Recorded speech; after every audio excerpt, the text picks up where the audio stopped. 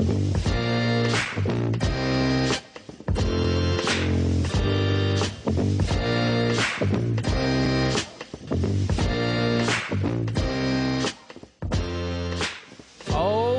yeah. That's Here the familiar we go. sound of success. Again. Episode 10 of the Center Ring. Coming at your face. Live pre-recorded from an undisclosed location. I am Tim. The gentleman across the table from me is Brandon. Brandon, how are you today? Other than feeling like I need to drink a gallon of water in this studio, great. It is a very, very dry studio. I don't know what it is. I brought 2 water bottles with me, and I'm already through one, so we'll see how we last for this hour-long show.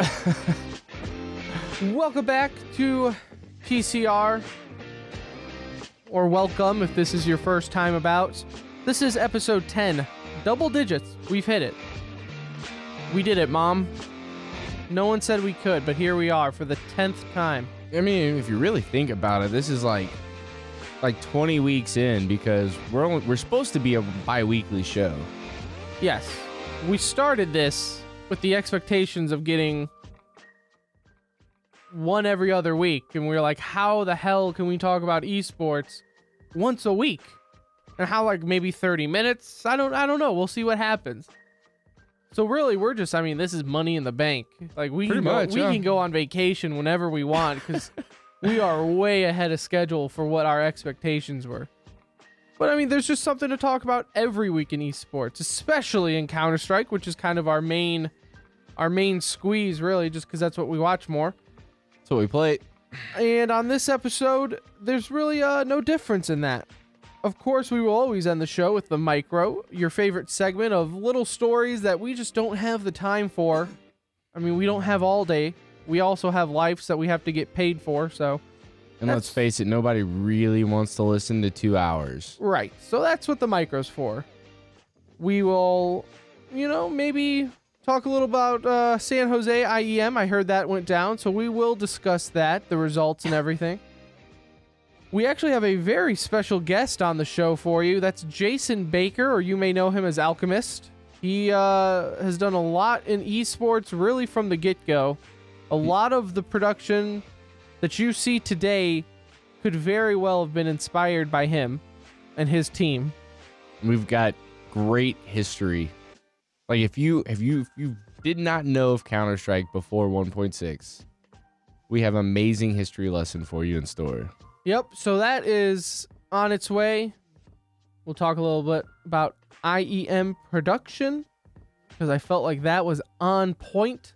Probably the best tournament for CSGO production-wise that I've seen in a long, long time. I really felt no hiccups. So we want to talk about that a little bit. But first, let's start the show off with a brand new segment that I would like to call The More You Know. The more you know about an impending disaster, the more likely you are to do something about it. That's why we're embarking on a campaign of public service messages, news stories, and community activities designed to make you familiar with the deepening crisis. And our campaign is called, appropriately, The More You Know. Thank you, sir. So, Brandon, you may have noticed the growing popularity of the domain .gg. There's this one that is really coming to mind. I've seen it quite a few times. That ends with that. Could it be our website? Oh. TCR.gg? Oh, yeah. There's also Mastery.gg. There's Halo.gg.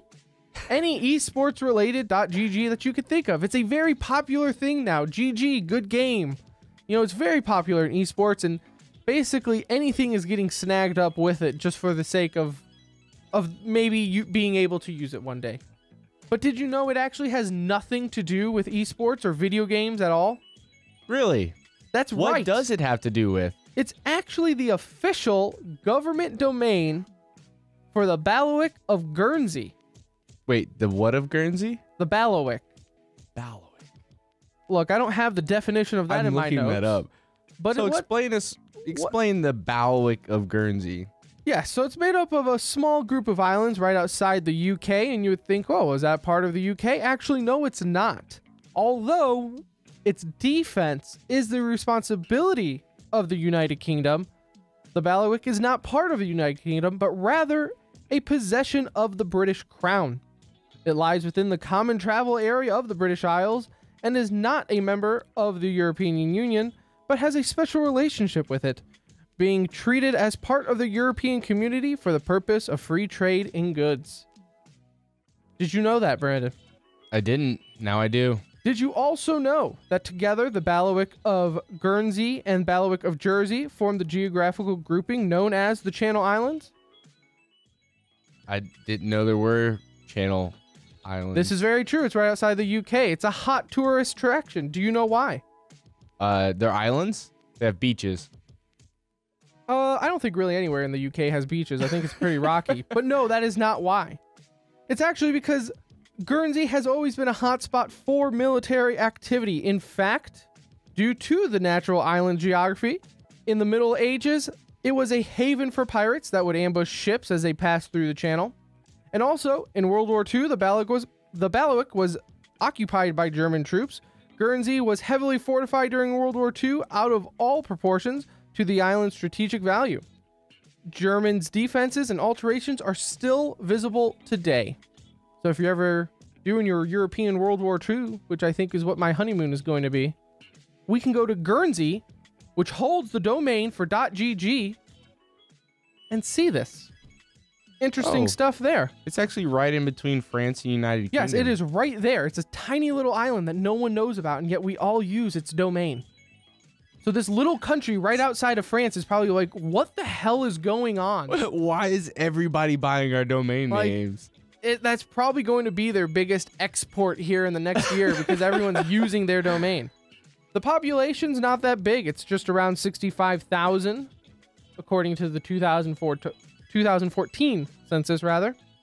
The national animals for the island of Guernsey are the donkey and the Guernsey cow. A donkey? Hey, they never said they were cool.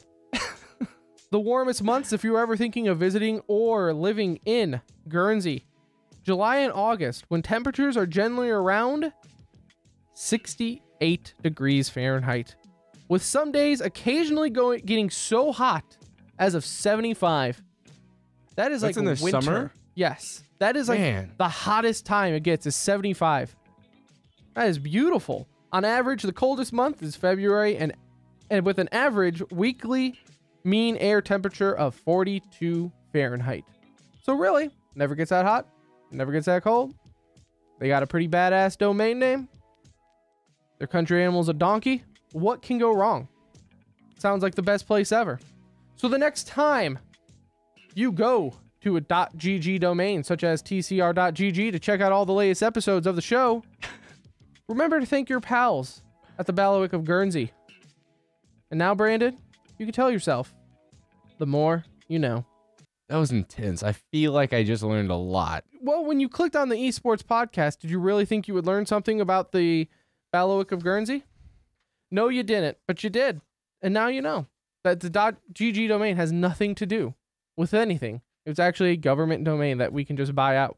I seriously want to like email somebody in their like trade or commerce portion of their government and ask them like, do you pay attention to how many people are buying your domain names? There's no way, because if they did, it would not be like the $75 a year it costs us for that. I mean, they would spike that bad boy up. Well, I mean, that is kind of expensive for a domain name, but it's still a good deal when you consider the value of it. .gg. I mean, it fits so well with anything gaming related. So yes, I agree. But on to a little bit something more relevant towards esports. We had San Jose IEM happening last weekend. And like I said before in the show intro, that the production value to me, I'm a production nerd, you know that. But man, this production value was top notch.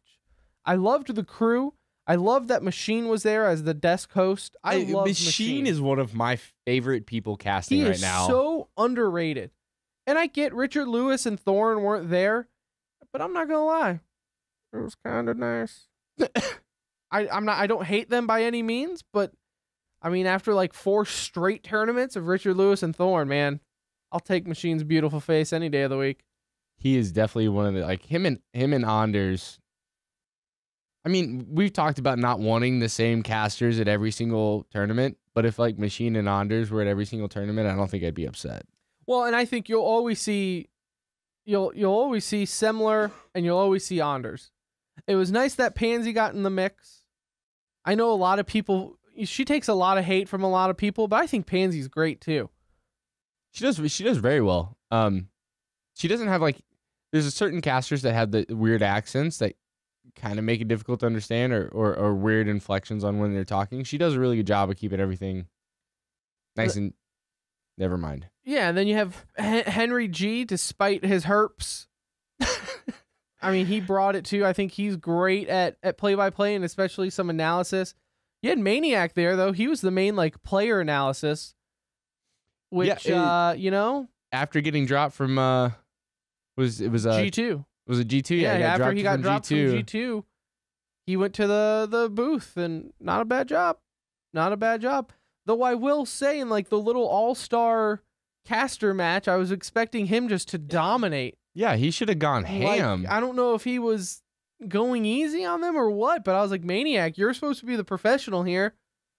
Like, this is not boding well if you're trying to get on another team and you're struggling against American casters. Moses. Yeah, Moses and everything. And then, of course, you have the cream of the crop, the creme de la creme, whatever that phrase is, OJ. OJ was the stage presence. He was the main host of the entire thing. And I love OJ too. I think he looks like a villain out of like, if Sex and the City had villains, OJ would be a villain in Sex and the City.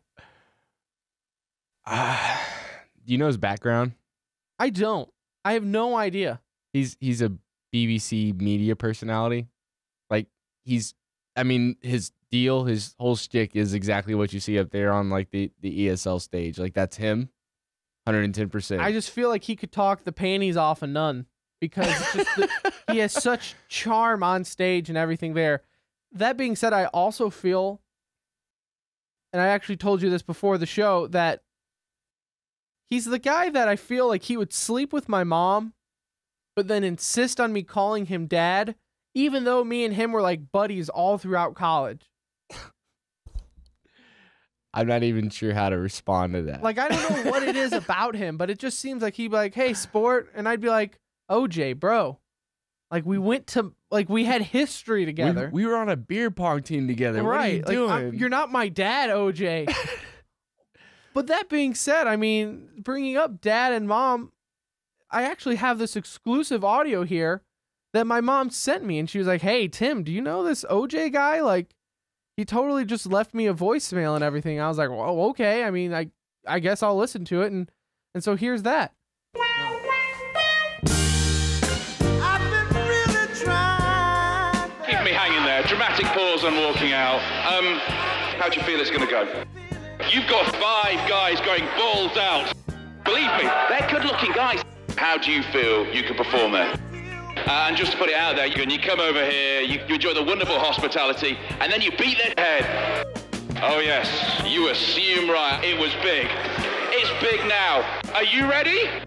And just to put it out there, you came, you saw, you conquered, you did what you said you were going to do. How happy are you? Thank you to you for being so amazing. Listen, I know I'm kissing your ass, but it's true. You really were fantastic. So then, for the final time, let's hand back to the analyst desk, and we'll do it one more time. Yes! Thank you very much.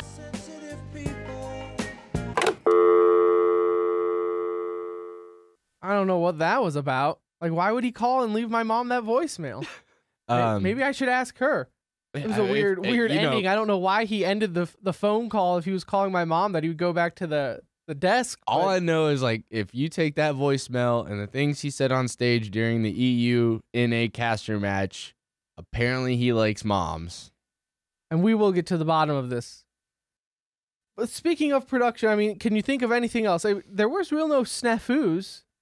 No, and I mean, apart from like your generic technical issues, which I mean, that's just part of it nowadays. I mean, every tournament's gonna have one. MLG should take note of how they had the crowd microphone set up. This is very true. That crowd mic, it didn't sound like it was 2 people like Sevo, because Sevo was 2 people. That was actually a pretty good crowd. I loved the setup that they had where it was at. So it was at the Shark Tank. I don't know what the actual official name of it is. It's where the San Jose Sharks play. I think it is the Shark Tank. Something Pavilion. Oh, It's something. Anyways, it's where the San Jose Sharks play. And they basically had it split. Like 3/4 of it looked more so for League. Like they had each end. One was for League of Legends and one was for Counter-Strike. And the way the stages were set up, it looked like, no sound bled over and everything like that, and it was really good. The very end of it, after the tournament was over and they did the cake in the face, there's a reason why people do pies and not cake. When you get hit with in the face with a cake, you have like this much frosting and then a big spongy piece of bread basically in your face. Smacking you in the face. When they pulled those out and started putting them, like shoving them in people's faces, they're like, that's just so awkward. That's such a little nitpick, though. It was just weird. I would not judge the whole production team on the fact that they picked cakes over pies. But I mean, looking at it, everything was good on Counter-Strike. Looking at the League of Legends side, you had a little bit more star power there. I mean, you had the president of Intel over there. You had Mark Cuban there, which I was not expecting. And looks like he might be getting a little bit more involved with esports. I actually have some audio here of Mark Cuban with Christine Leahy, who's actually, we've actually had a piece of her audio on the show before. What do you mean? She gets a pass in my book. Well, yeah, of course she does in your book. So Kristen Leahy is the co-host of The Herd with Colin Cowherd. We've actually played his audio here a long time ago where he was basically bashing esports on his show on Fox, and she's the female co-host, and she was really the only one on the show that was like, oh, well, it's not that bad. No, she wasn't like, oh, well, it's not that bad. For as far right as Colin Cowherd went with his hate for esports, she went the complete opposite direction. Now, I also think, knowing what we know now, it almost is like, well, I kind of just got like a job doing stuff with them, so I'm going to back away from this. Either way, though, she was there. She's easy on the eyes, and she actually interviewed Mark Cuban, so here's a little piece of that audio. You're just going to have to stay tuned. I mean, look, one thing I will say is I love Colin, but he's an idiot when it comes to esports, right? And we're, of course, talking about my co-host on Fox, Colin Cowherd, who calls e-gamers nerds. No, and I have to disagree with them completely. But what do you have to say to guys like Colin who just hate on the e-gamers? Look, I'm a noob. You know, I'm still getting into it, but I love it, right? It's like playing 5-dimensional chess against the world, right? It's like one of the smartest games I've ever played. You've got to have dexterity. You got to be quick. This is a real sport, and people are going to figure it out really, really quick. Like, oh my God, they're just nerds. She said it twice. E-gamers. What is that? I believe e-gamers would be what normal people would call a gamer. And in fact, I even hate the word gamer, and I'll just say that I'm someone who plays video games. If you're asking, do I own a PC and I have Counter-Strike on it? Yes. Do I own a PS4? Yes, I play video games.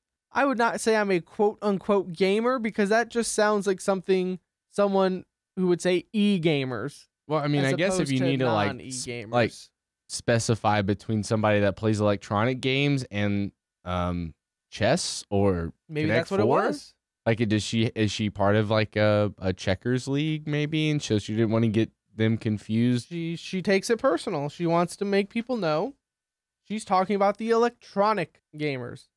And I do laugh that Mark Cuban owns the Mavs, but he still couldn't help but compare esports to regular sports. I'm wondering when that's going to fall off, because it's clearly different. There's obviously I don't think it will there. ever fall off. I mean, I'm guilty of it too, though. Because I mean, what do you compare it to? I mean, that's going to isn't and when we say regular sports, because I know Mark Cuban said, oh, it's a sport. Yes, we can consider it a sport as far as sake of being competitive. But when you think sports, you have football and everything. You have motorsports, which is racing, and then you have esports, which is video game. There's not anything wrong with putting the sport moniker on it. Right.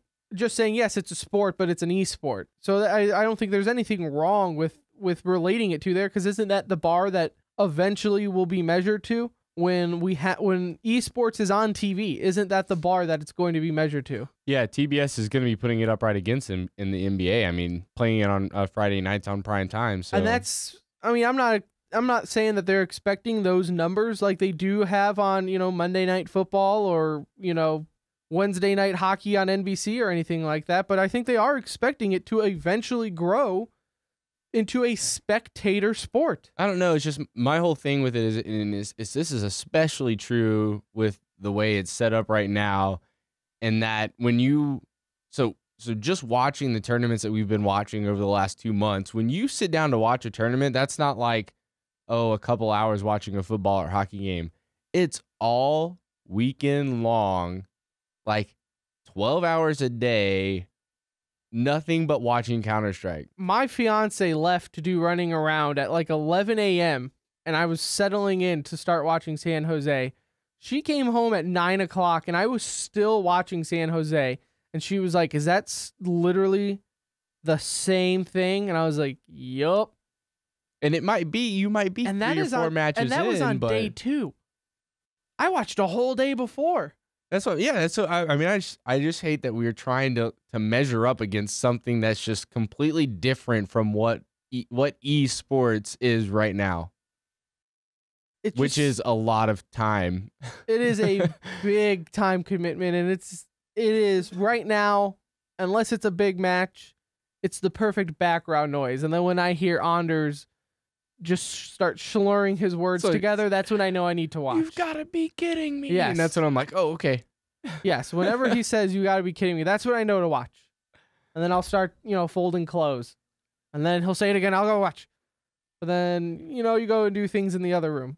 That's where it sits now, and then obviously you have your teams that you want to watch. As far as that, though, I mean, I guess that's a perfect segue into our interview with Jason Baker. We sat down with him actually right before the show to discuss with him. Again, he has been in the esports industry for a very long time. I mean, since early 2000s, he was part of... He had his own video. Had his own video production company that did CPL tournaments, broadcasting him, interviews. Partnered with GotFrag. Worked a lot with Sir Scoots, who still does a bunch of casting and stuff like that now. He knows Richard Lewis. He knows Thorne. He's worked with all of them. He was director of broadcast for a New York Minute for MLG. Rumor is he might be doing something bigger. So bigger things for there. And so definitely his opinion holds some weight here. And we actually were very lucky enough to talk with him. And joining us on the phone right now, our very special guest, Mr. Jason Baker. You may know him as Alchemist.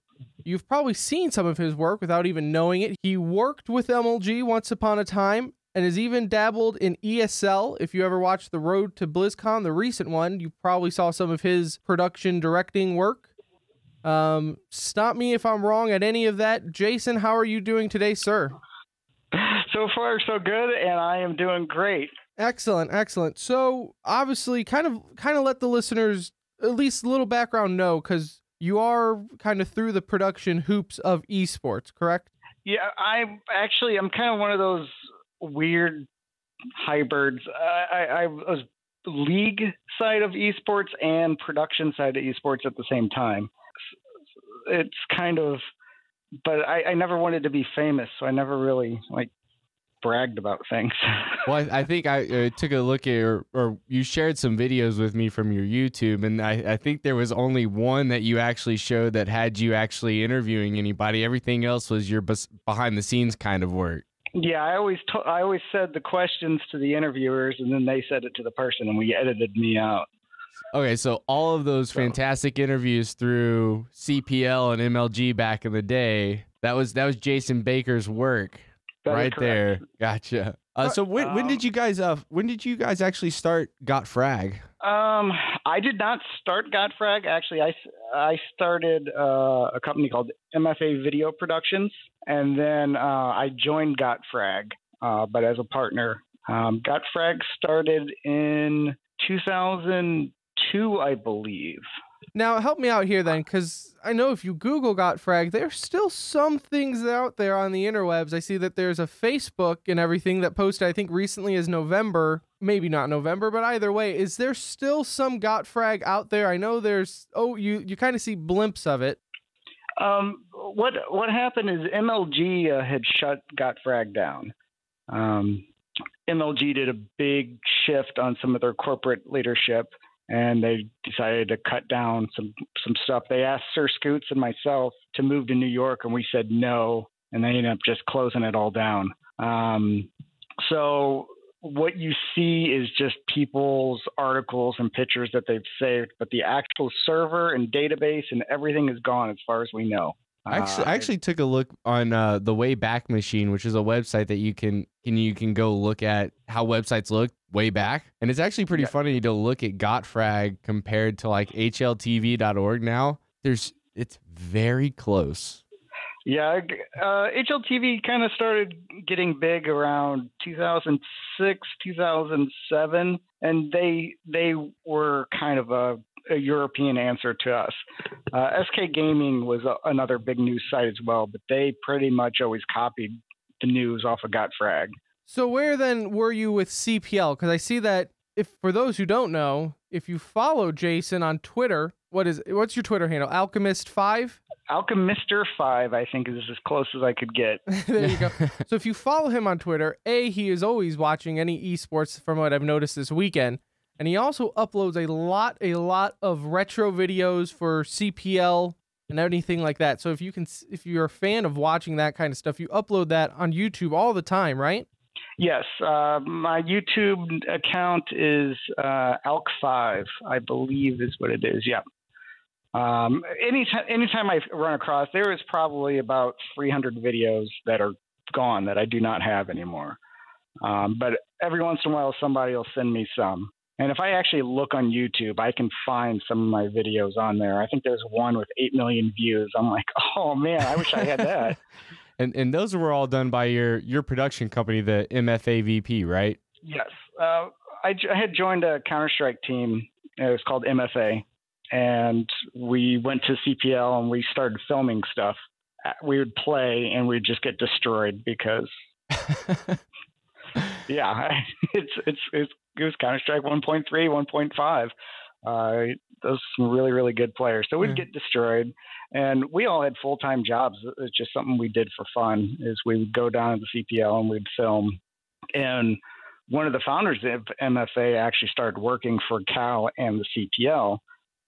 So he was working for that on that side, and then we were doing the video stuff. And then in the off season, I was actually doing Cal admin stuff. I was the head of anti-cheat for Cal. So now looking back at those videos, and obviously we all had our hopes and dreams when esports was young and everything there, but looking back at those, that really stands out to me is nowadays all the pros and everything, they have their mouse bungees, they have their fancy mechanical keyboards and fancy Razer mice and everything. Like, they're very gear specific, and back then it almost looked like everyone could use out of the box Dell mice and keyboards. Oh no, those are Dell mice. Come on. those are the Microsoft IntelliMouse, which is probably the most popular Counter-Strike mouse that is. I think that's the IntelliMouse. Well, it's the white one. And if you look at the keyboards, I mean, if the keyboards now are even modeled after those keyboards they were using then, the mechanical keyboards. Yeah, almost everybody your cheap $20 keyboard would use cherry switches. Yeah. Right. So, I mean, everybody, Steel Series started coming in around 2002 with mouse pads first. And they didn't even get into mice and other hardware until 2007 or so. Yeah, I think 2007, I had one of their first mice that caught on fire. Whoa, wait, your mouse caught on fire? Well, it was a prototype mouse, but... So now, did you ever think then, watching those videos and looking at where things are now, that esports would be kind of at the level of production that it is? Yes. From the first time I sat at a CPL and watched the finals in 2001, watched NIP versus X3, I knew it was going to be big. I knew it was going to be that's one of the reasons why we started filming. We were like, if other people could see this game the way we're seeing it, they will be hooked. So Jason and I actually had a conversation about this when I first kind of approached him about doing the interview, and we talked a lot about, he showed me a lot of videos from back in the CPL days that his company was doing, and the production stuff that they were doing on the CPL videos is, if not at the same level, better than what you see people doing now. And the worst part is, and Jason elaborate on this for me, is that they had to do a lot of this stuff by themselves, like no assistance from Valve or the game or anything like that. Well, the daily videos that we did with MFAVP, we would, I think at the end, I think we were doing like 14, 15 videos at an event. So we do 3 or 4 videos a day. And that's 16-hour days. It's 3 of us. And, when you say company, it's actually just 3 guys, 2 engineering students. And at the time I was a copier repair tech on vacation. And it's our full-time job. So we would break down how we would do our segments and how we wanted to do our matches. And I would film the live video straight from HLTV into a video camera. And then we'd take that footage and put it right into our videos. So we only had one shot to get, the kills. So that's how I kind of started getting good at that.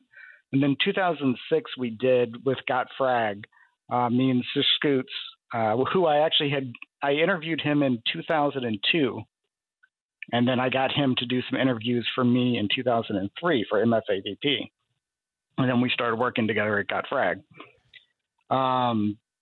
But when we started doing GotFrag TV, we were doing instant replay, which nobody was doing.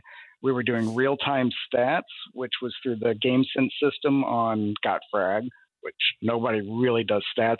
HLTV is finally starting to catch up on stats. If you can find them, that site's a myth.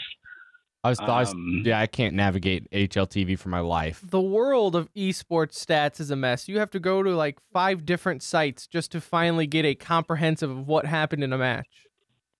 It's really a shame. And there's some people that do some really good stats. They just don't really have a job. We'll see how that goes in the next couple of years. There's just a lot of focus at it. But there's people who don't really understand Counter-Strike.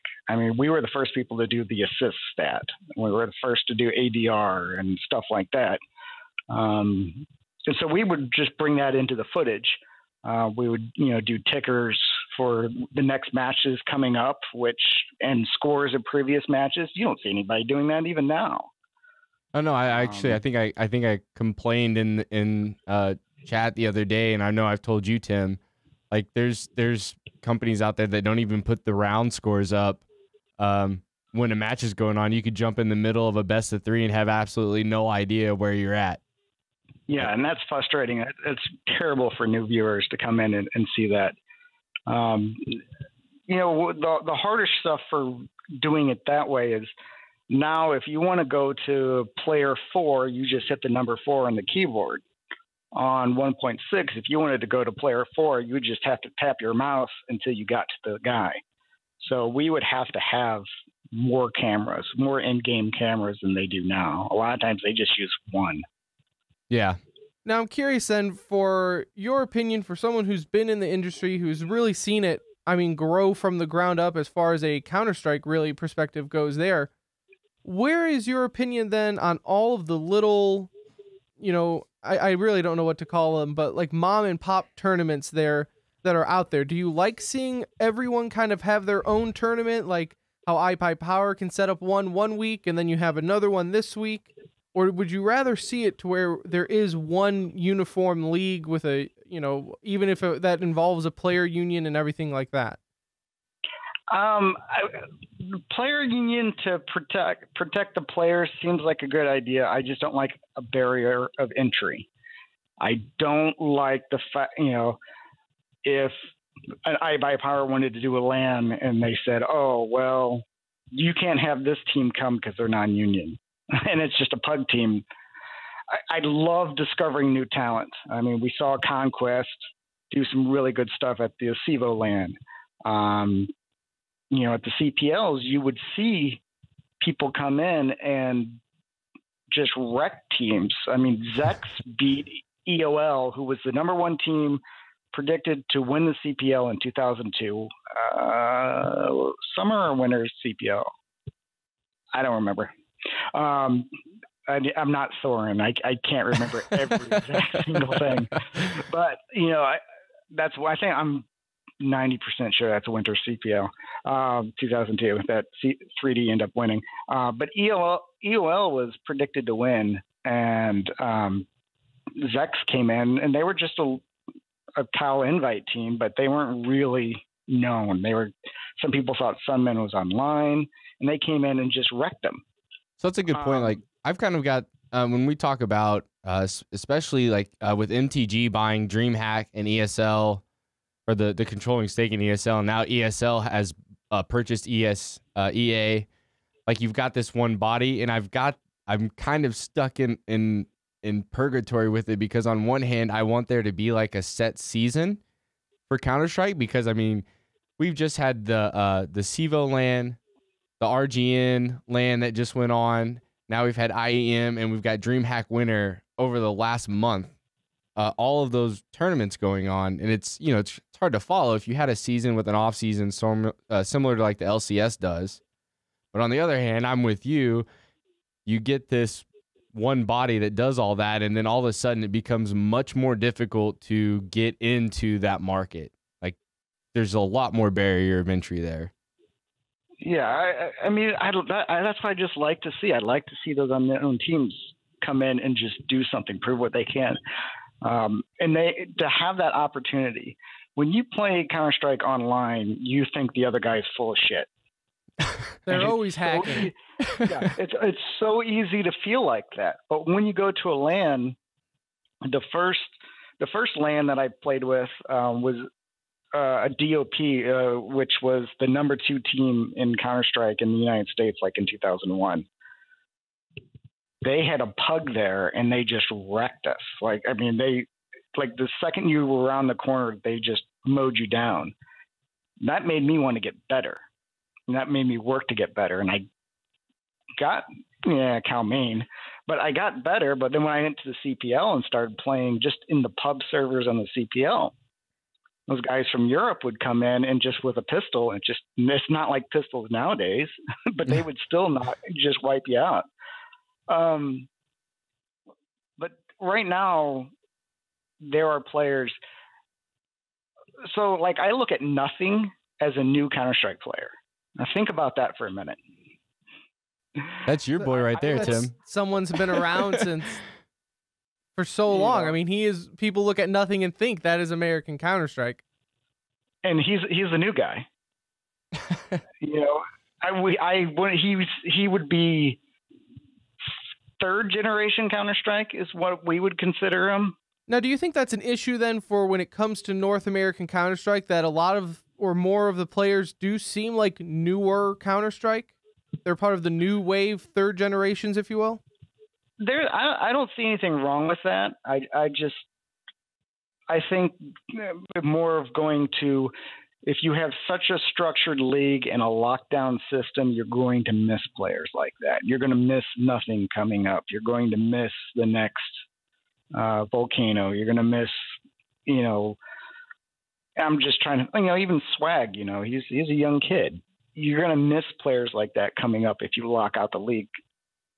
Sometimes we've been going, it's been going on since 2001, but it has ramped up in the last 2 years to this really big level of stadiums. And I don't want to get too fast where amateurs can't get in. So maybe in another 10 years, I wouldn't mind seeing more set things. Oh, so another 10 years before you get kind of a season set up in one. That's what I want. Right now, I mean, the players can make decent money. They can travel where they want. They're not locked down to a schedule. They try to hit the majors. They take some events off. They go to the events they think they can win. Next year is going to be crazy. Next year, there are going to be tournaments that for $50,000, and teams are going to be, Not going to go. And I think there's also something we said just in general with esports where if you are looking at more of like an open group play pool there, I mean, there are some tournaments out there. I know MLG used to do it all the time where you could have that Cinderella story who just decided, you know what, they're coming to Dallas, let's go play in Dallas. And then all of a sudden they're playing against the top teams because they've kept making it through the brackets.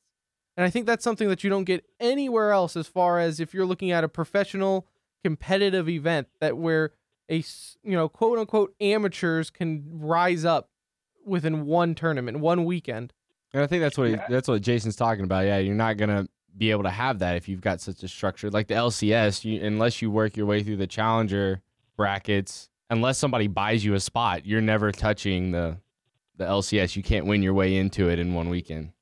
You know, and the other thing with Counter-Strike is you don't have, you know, you used to have, when the internet was terrible, you would have all these concentration of players because you would have LAN centers in colleges.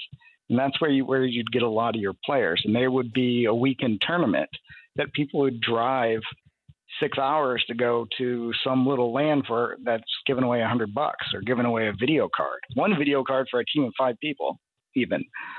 And you would drive 6 hours and you'd play in this tournament and to play on a LAN setting. Now the internet's good enough that you don't get that. Most of the players are online, so you need more incentive to get those players to a LAN. Do you think the LANs that we've got now, I mean, there's not even a LAN center that I know of here in Dallas anymore. They've kind of gone by the wayside. Dallas was the mecca of Counter-Strike. I mean, I can think of 4 big teams that were out in Dallas area. Yeah, now we don't have anything down here, and yeah, with the internet the way it is, most people wouldn't even. I mean, the only reason we used to travel to play Halo all the time was because the original Halo didn't even have online capabilities on it. So yeah, and it's one of the things that made that game. Well, that and being able to split screen, and so you could 1v1 your friend, and which we had a big discussion on that, the split screen being missing from the next one, but that's a whole other conversation.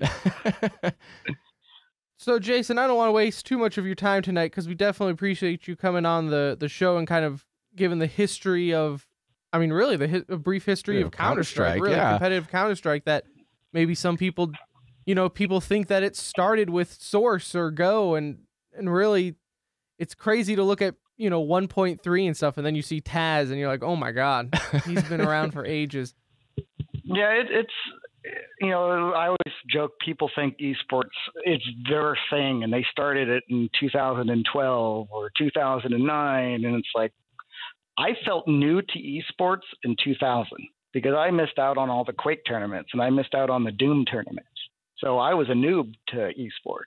So I'm curious then to get from, because I'm a production nerd. I'm in radio production, if that's what you want to call it. And maybe, you know, you can call me an old man here. Maybe I'm just being a stick in the mud here.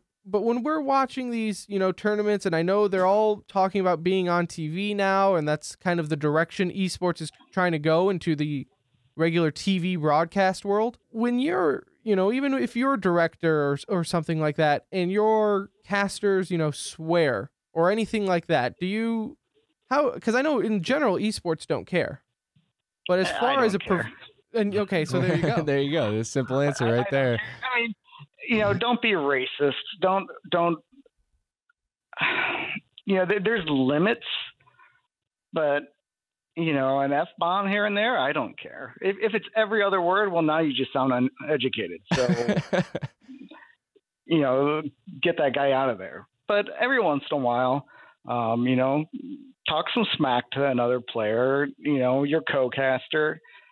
I mean, we're gamers. That's how we talk to each other. I mean, if you guys would see how those, like Thorne and Richard and Moses and all those guys sitting around, how they talk to each other off air. The on-air stuff probably wouldn't be so bad. Oh, yeah. I mean, people would cry if they were saying that to them. I mean, it's just ruthless. And it's just all in fun. I mean, that's just what you do. I mean, you're supposed to say, you know, get wrecked, fool. You know, I'm being as nice as I can because I don't know your censorship level. So, I mean, that's part of gaming, and that's part of your, getting your bravado of, I'm in charge of this. And either if you're playing or at the desk, I mean, that's just going to be how you're going to be. So speaking of casters and all of that, I do want to ask you, what's the one biggest thing you see missing from production in even just Counter-Strike today? My philosophy, and on the old GotFrag videos, you can kind of see it, but it was harder to pull off. My Counter-Strike's a story, and it's an evolving. Every match is this evolving story, and it is. We could talk for 30 minutes on just this subject of how you tell the story of what are each player's buying. How are the CTs setting up their defenses? Are they aggressive? They're passive. Have they changed up where they've moved any players? How are the Ts moving into position? How are the Ts setting up? How's the Ts going to take this site? How's the retake going to happen? This player is been off a couple games. Can he get this shot to win the match? Because it's not just the shot. It's not the frags. It's can this guy get this shot because he's been in a slump? That is more interesting to me than Hiko coming around the corner and getting 3 frags. If the first frag that he gets is a guy that's in a slump, I want to see that first. To me, that's more interesting. Now, I mean, something like Edwards, where he killed 3 people through the smoke, I want to see that. And on a 3v1, you always want to be on the 1. Yeah, Tim's commented on that a few times, of them choosing the wrong player, and it's something as simple as a 1-on-3. Well, it's like a clutch 5v1, and they'll show the team with 5 guys, and you'll miss the ace from the one man's perspective, and it just kind of throws everything off. And it goes back to the story. The story is the one guy. Every Counter-Strike player knows what it's like to be that one guy in a 1v5. So to be it in his shoes is what you want to see. Who cares what the frag is? There is no frag that is going to be amazing in a 1v5 from the 5 standpoint. It's just going to be a typical shot. I don't care if he does a jumping, spinning off shot. I want to see the one. Awesome. Well, hey, Jason, again, thank you so much for joining the show. I just got one more question. You can make it as fast as you want it, really. Where do you see, I mean, yourself, first off, can we expect anything from you? And then where do you see esports in the more recent future? I know we mentioned 10 years. Maybe that's when you'll want to start seeing actual leagues and formations go. But as for esports now and Counter-Strike more particular, since that's kind of the focus, where do you see that in the near future? Well, I think you're going to see, I mean, I want it 10 years, but it's going to be faster than that, and it's going to be faster than people are ready for. You're going to have people basically trying to buy. It's kind of what happened when CGS came into the scene. They started buying talent. They started buying teams. You're going to have this war where they're going to try to grab market share, and then they're going to try to give you this watered down product, and it's going to suck, and gamers are going to reject it. So you have to find that right medium. I'll be interested to see what Turner does. I applied for their job. I did not get it, apparently. So I'll be interested to see who they have there that actually knows esports. But it's going to be watered down. I mean, TV sucks. TV wants to be us. They want to be Twitch and any streaming service. They wish they were as cool. They wish they had this type of interaction with their fans. So to me, it's a step back to go to TV, but the money's there.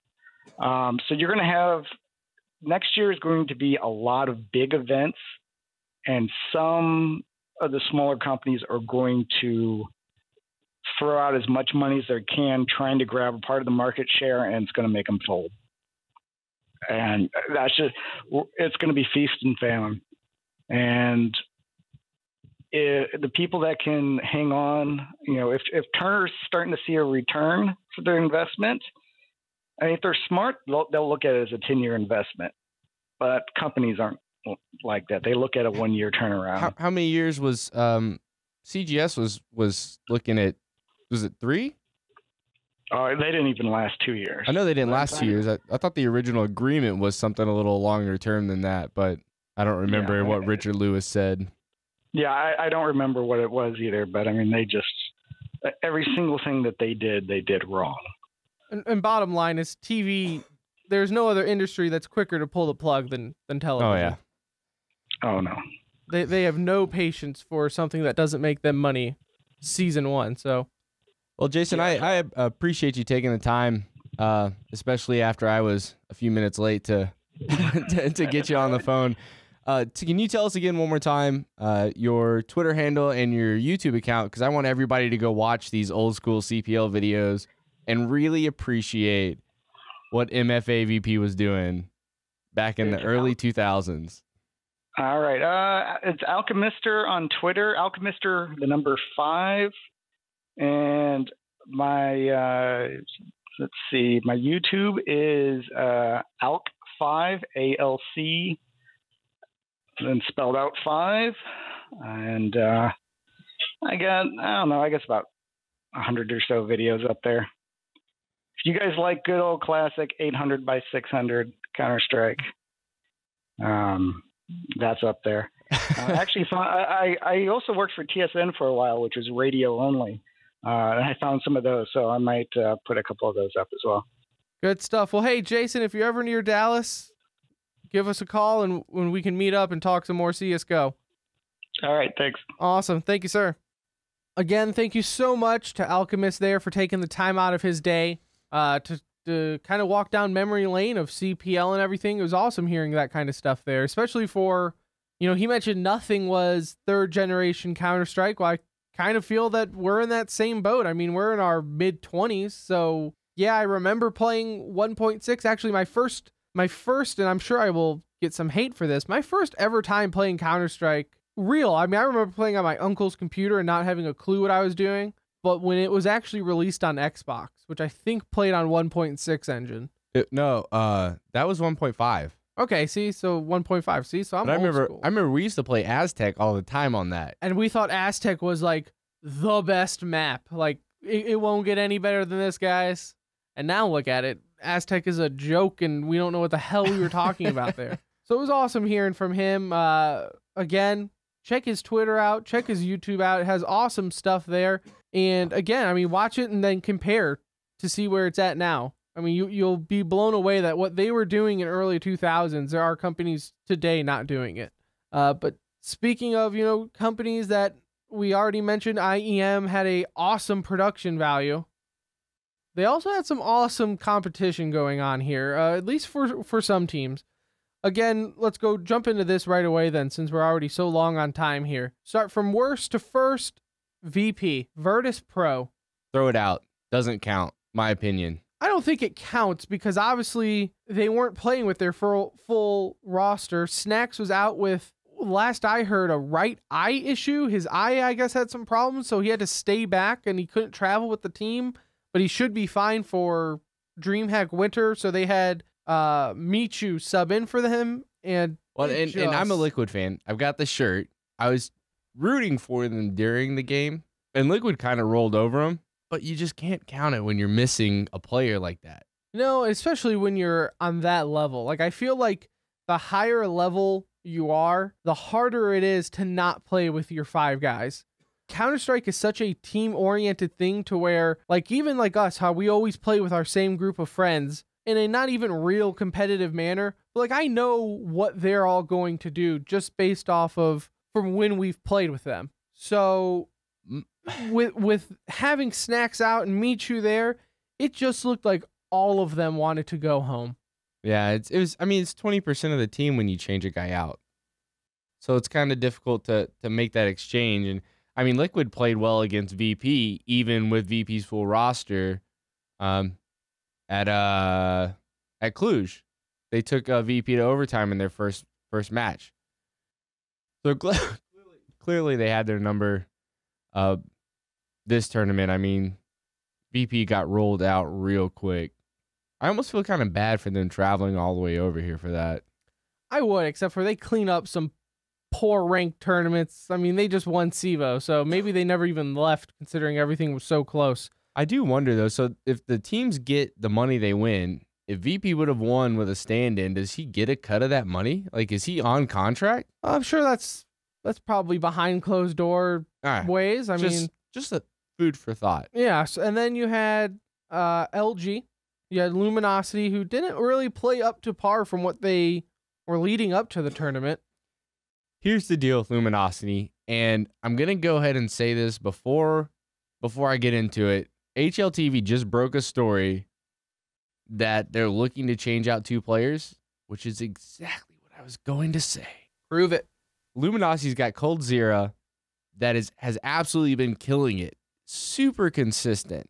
And then you've got Steel and Bolts that have been consistent, but in the bad way. Awful. Very bad. And then Fallen's kind of average in the middle. He does pretty well most of the time. HLTV said they're looking to change them out for FNX and Taco, who play for Games Academy. Games Academy was the other Brazilian team invited to the RNG tournament that got bounced really early. The only problem is if you look at FNX and Taco and compare them to Steel and Bolts, they're about the same player. And what benefit do you get in changing out players if you're not getting somebody better? I think LG is a team in that position though, where it's hard to swap out players and arguably get someone better. You're on the cusp of, with the core 5 that you have, you're competing with higher tier teams. So, I mean, who are you going to replace that is going to legit make you better? In a talent pool in Brazil right now, I mean, they've got solid players, but nobody that's going to put them over the edge. And I don't think you're going to get that in Brazil unless, you've got to go outside of the country to get something like that. Speaking of outside the country, Cloud9, they didn't do it again. I mean, in their defense, they did start the tournament against TSM. They were a clear favorite going in. I don't know what to say really about Cloud9 anymore. It's basically what I expected, so I'm not really disappointed. I don't think anyone expected Cloud9 to make it out of there. I do think it's probably time to stop treating them like they are the top North American team. Like, it almost makes me really upset when I'm watching these tournaments and you have OJ interviewing Nothing, and Nothing is sitting there rapping in front of everybody before the match, and just really, I get it. Everyone's there to have a good time, but I mean, when everyone's sitting there saying like, so what's it like being like, the country is out looking at you and blah, blah, blah. And then here's Liquid kind of getting like, the stepchild treatment of just like, oh, and hey, Liquid, now that Cloud9's out, now you're America's favorite, which, maybe fan base for Cloud9. But as far as skill wise and everything, I mean, Liquid is the favorite going into tournaments. Cloud9 is not America's sweetheart anymore as far as being favorites going in. That time has passed. And we've talked about that before, about having that competitive drive to want to win, but it kind of seems like they're just more interested in being personalities. Yeah, I think they're enjoying the moment of being professional gamers and being America's sweetheart, but eventually that's going to have to change. Eventually you have to break up the band to try to find different ways around where you're hitting, because you constantly... I get that they won, what was the one with the... RNG. I get that they won RNG, and they beat Liquid there, but it wasn't a big enough pool. Like, if the only way you're going to get through tournaments is because... you beat up on the other North American teams. Right, then I guess great. But when Liquid can perform against European teams and you can only perform against North American teams, I don't know how, as a structure, how that's going to hold up in the end. I've told you my opinions on Cloud9. I really think they could, if they would just drop one player, and even just the organization just send a message to the other players that, hey, you guys need to win. This isn't, summer camp. I think they still have the skill to do it. They just don't have the drive. I'm with you on it. Right, yeah, that's exactly what I think too. And then, of course, in 5th place, you had CLG, which was essentially playing with house money, considering, a week and a half ago, they weren't even supposed to be there. But because Envious opted out of the tournament due for obvious reasons of what happened in Paris, they did not want to travel. So CLG took their place, and, they were knocked out by G2 first round. But, I mean... CLG did what CLG does. Yeah, I mean, what did you expect? Especially when they weren't planning on being in the tournament. I think that can take some effect there.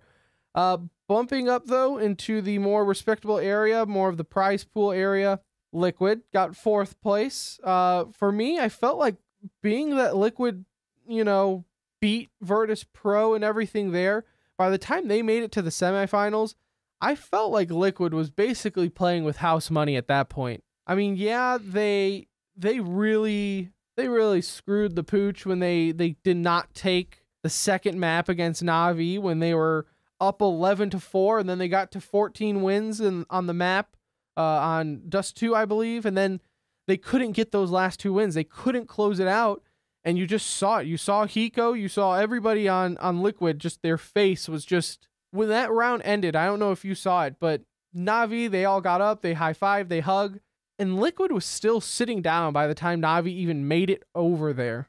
It's the same consistency issue that you saw at RNG when, and I really feel like they don't have a leader on that team. They've got Hiko that kind of acts like the mouthpiece when he's doing interviews and stuff.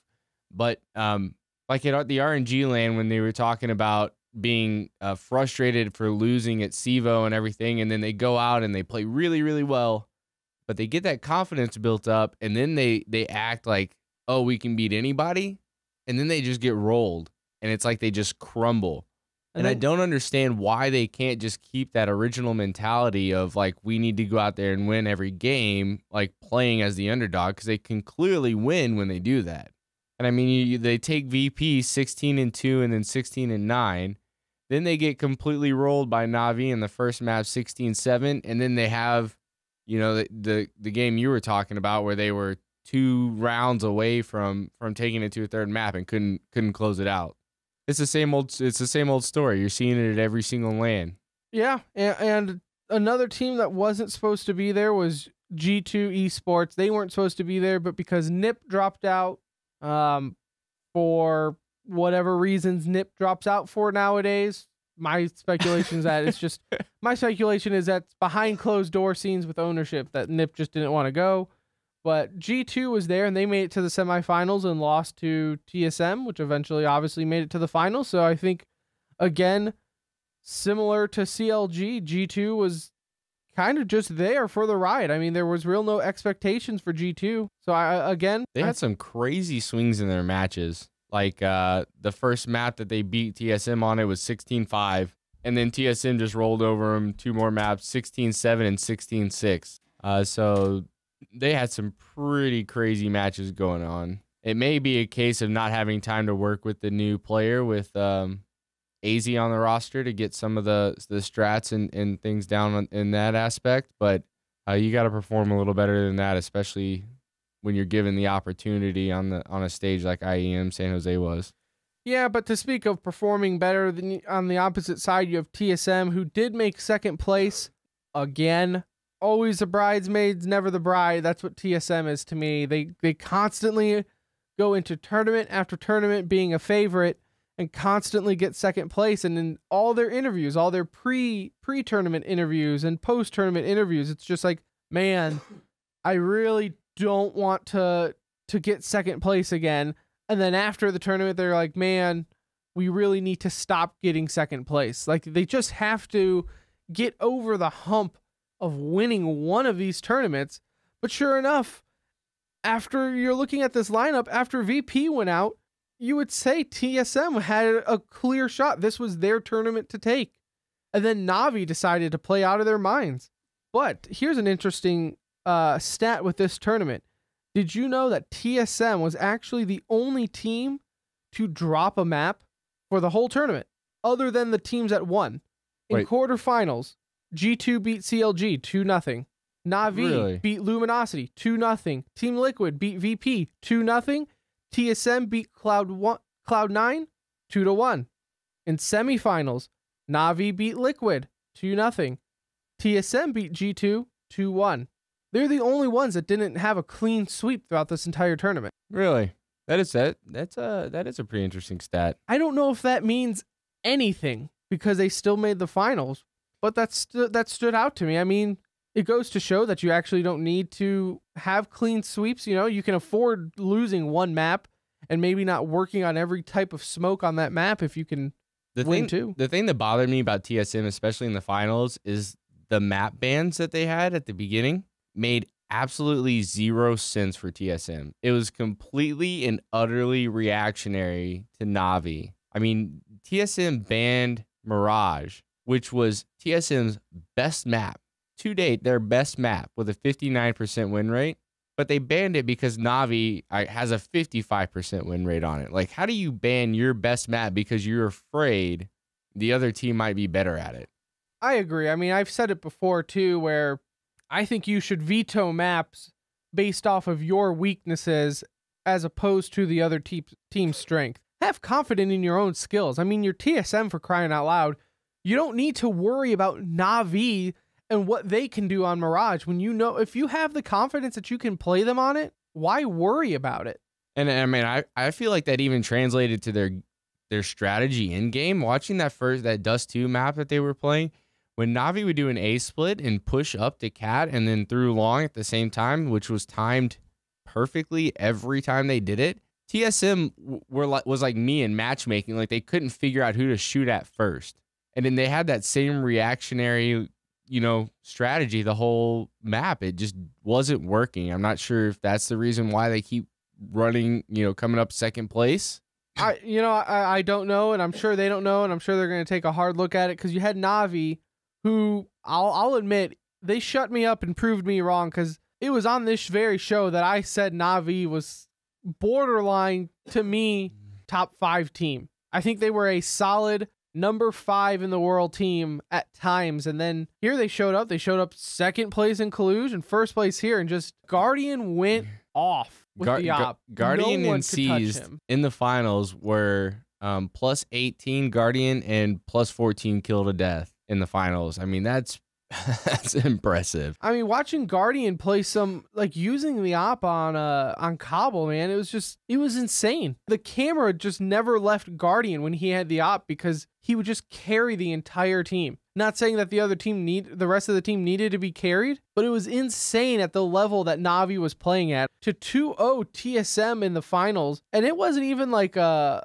close 2-0. I mean, they not even dominated them in the grand finals. None of the TSM players had a positive KD or a rating over 1 from HLTV.org throughout the finals. And so Na'Vi, again, had redemption after coming into second at Cluj, which you actually have some audio from that, right? Yeah, I think it has something to do with your mom again and OJ or something along those lines.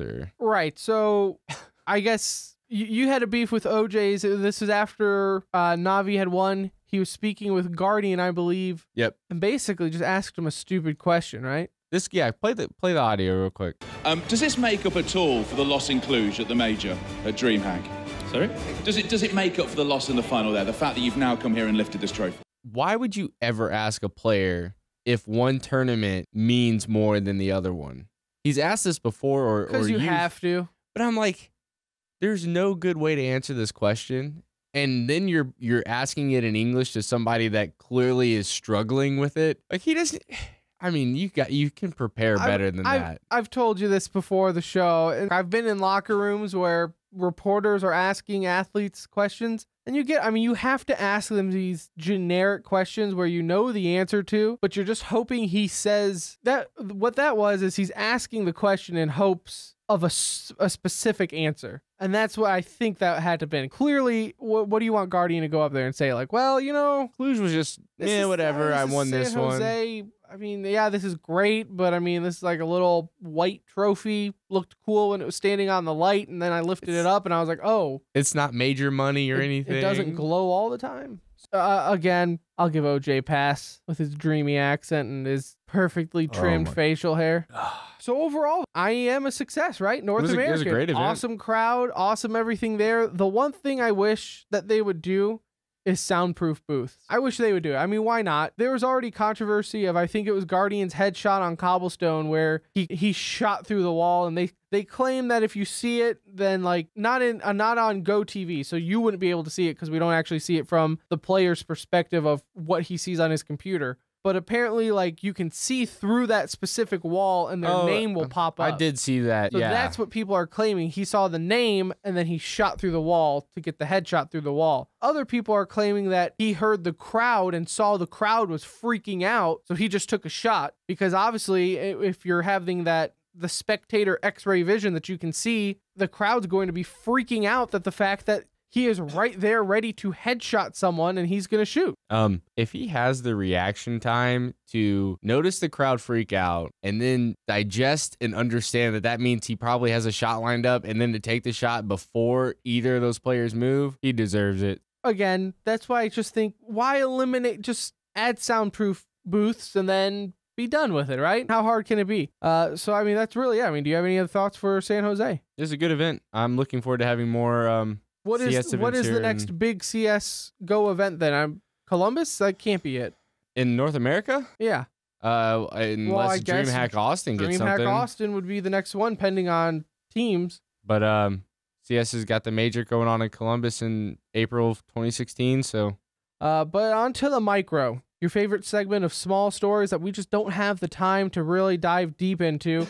We've actually mentioned it a little bit in the interview, but ESL is acquiring, or have acquired, I guess probably at this point, ESEA, which I'm not going to lie. I read that headline and I thought that they were always kind of a part of each other anyways. I think ESL I guess part of ESEA. I think they were just really good partners. I think they just... ESL used ESEA to qualify teams. Right, exactly. But that also means MTG now owns DreamHack, ESL, and ESEA. It's slowly happening. ESL said they aren't going to have a hands-on day-to-day operation of ESEA. And you would be absolutely insane to think that they didn't announce this as MTG buying ESEA, and instead they did ESL is buying ESEA to avoid that. Yes, they don't want to make it look. Every time someone buys out another company, they always say they're not going to take over day-to-day operations. In the end, I can tell you, they're going to take over day-to-day operations. I don't think you'll see much of a change other than you'll probably see ESEA slowly phased out.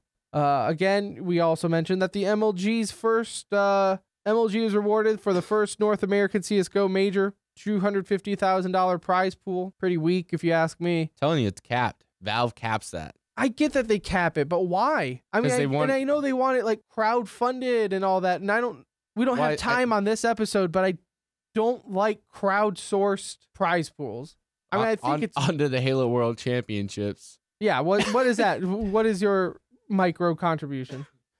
Well, the Halo World Championship is up to $1.7 million, mostly crowd-funded through purchasing of rec packs. See, and it's not that I'm against it. So it's not like that. That is awesome that it's up to over 1.5 million and it's all because of crowdsourced things. I just don't like that esports has to be crowdsourced. It's not that I'm against crowdsourcing for prize pool. I just hate the fact that it has to be that way to get big prize money.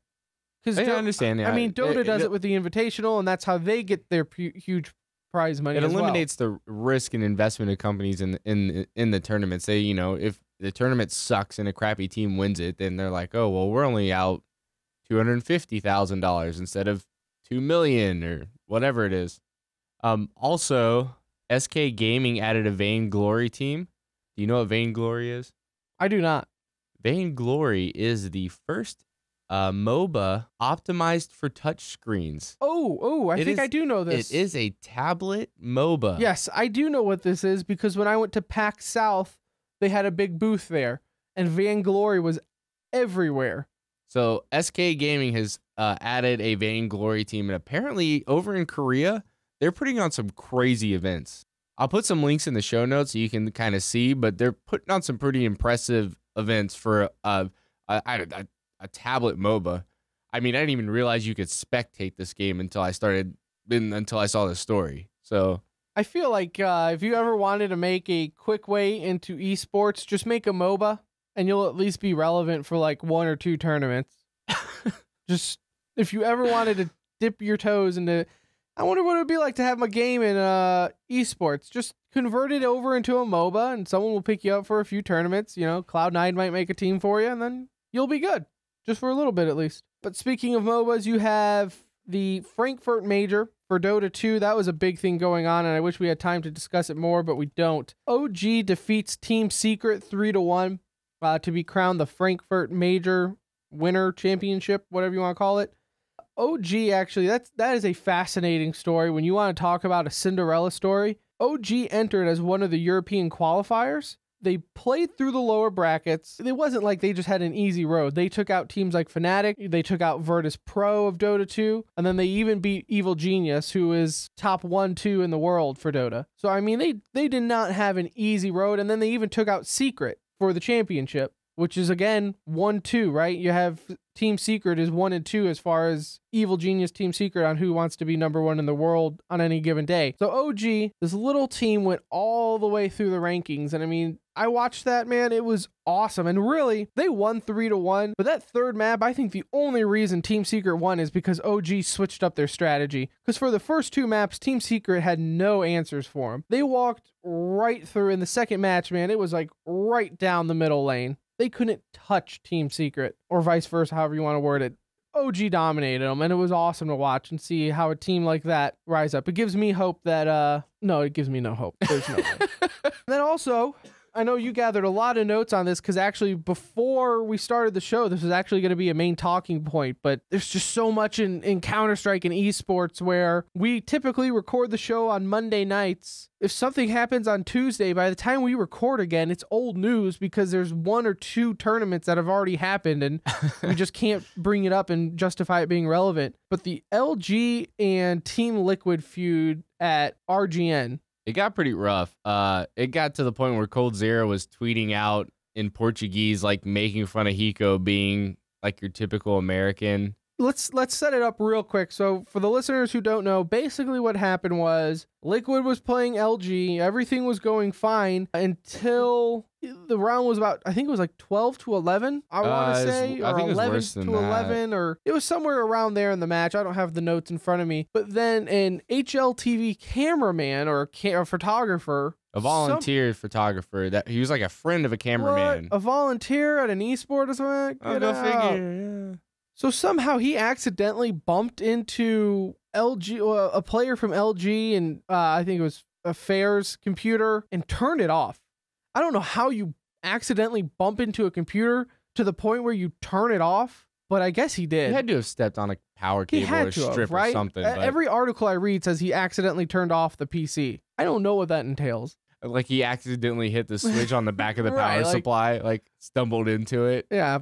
So all this happened. Basically, the rule is if there was a death in the game, if a kill was recorded, they would not replay the round unless both teams were okay with it. No, time out. That's the problem. The CEVO rules that RNG used, or RGN used, states that once a match is started, teams are not allowed to restart the match unless a player drops from the server within the first minute of play and no recorded kills or bomb plants are on record. There is nothing about teams being able to restart. And that's where the crap hit the fan. Was the admin at the tournament said, if Liquid wants to restart it, well, go ahead and do that. And Which is such a crappy thing to do. Like he's literally pushing, he pushes all the responsibility on Liquid. Yes, he puts all the responsibility of look, here's the rule. But if they just want to ignore the rule, man, like, sure, why not? Just go ahead and ask them. It's no big deal. They should say yes. And then so Liquid is like, no, the rule is a kill's recorded, the round counts. We don't want to replay the round because clearly they won and, money's up for grabs. Why, I guess, and this is where our discussion was going to be, is where does the etiquette in esports count? Is there etiquette in the sense of should Liquid have replayed the round? A part of me says yes because it's kind of a dirty move because it was an accident. But then a part of me all also about the rules, though. And then a part of me also says if the rule says that killers recorded, round counts, well then, I mean, that's the rule. So and the thing that really bothered me is the CEO of RGN, which by the way stands for Reliable Gaming Network. I just thought that was pretty funny. The CEO totally threw Liquid under the bus and said, "Hey, we gave Liquid the option." Basically, once again, took all the responsibility off his tournament, put it on Liquid. LG's owner, Steve Maida, was even going as far as to say, like, oh, it was some random person who wasn't even supposed to be up there. I have no idea why he was on the stage. that turned the computer off, completely uninformed about the situation, making comments on it.